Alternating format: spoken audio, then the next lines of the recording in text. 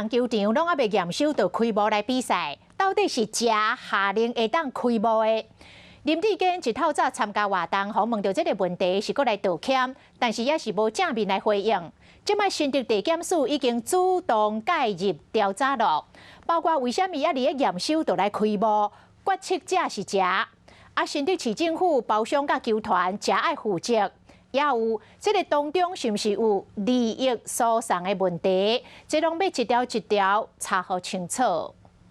看样子是直接接杀。新竹棒球场未经验收就先比赛2-3，副帮现场的球员林德选新球受伤，前新的市长林志坚会2摆失礼，淹过球员燃声怒火，到底是什么人决定球场会使先启用的？已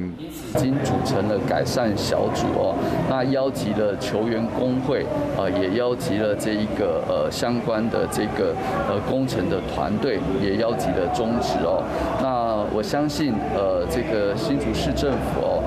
一定会在最快的时间把这个球场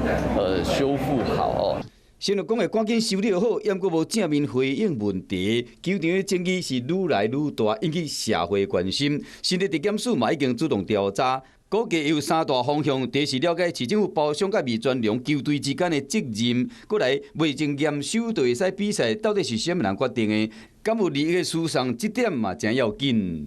我自己这边是已经准备好监察院的书面报告，那我知道国民党好像已经有去监察院去送，监察院也应该要尽职责，从设计、监造、工程品质都要全面检视。新竹棒球场的争议伫体育界甲政坛引起真大风波，球迷拢想要知影真相。我是吴依璇，想要跟我一起看新闻吗？现在就打开华视的 YouTube 频道，按下订阅，还要开启小铃铛哦。